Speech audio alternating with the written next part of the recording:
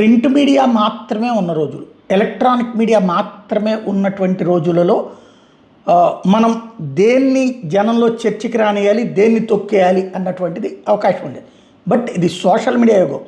Media తొక్కేస్తుంటే social మీడియాలో మరింతగా వెళ్తుంది. మీడియా వాళ్ళు నన్ను ఇంతమంది చదివారు అని, పేపర్ వాళ్ళు నన్ను ఇంతమంది చూశారని టీవీ వాళ్ళు చెప్పుకు తిరగడం తప్ప నిజమైనటువంటి వేవర్షిప్, నిజమైనటువంటి రీడర్షిప్ కనబడేది డిజిటల్లోనే.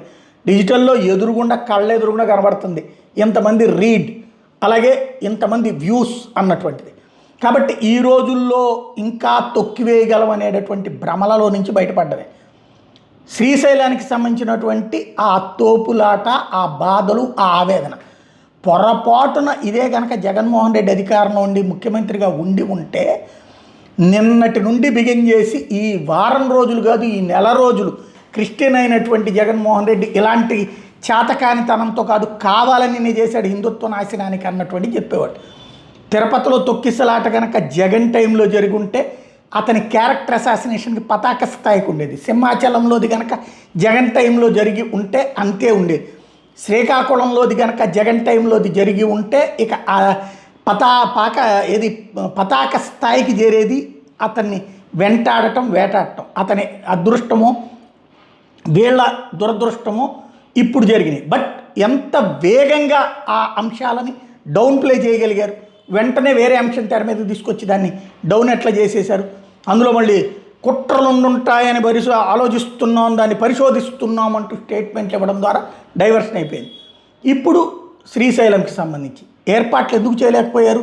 ట్రస్ట్ బోర్డు ఉంది, అధికారులు ఉన్నారు, పోలీసులు ఉన్నారు, ఏం తక్కువ ఉంది అక్కడ?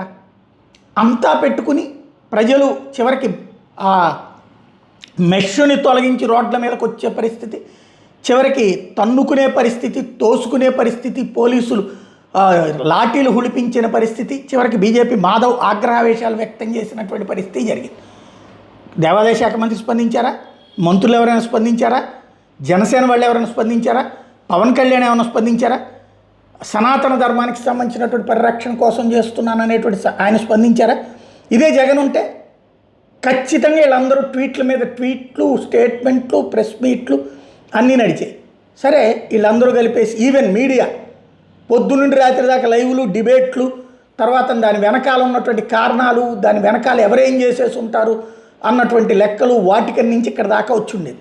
అంతా అయిపోయింది, సీన్ కట్ అయిపోయింది. ఇప్పుడు వీళ్ళు ఏమైనా జరిగింది.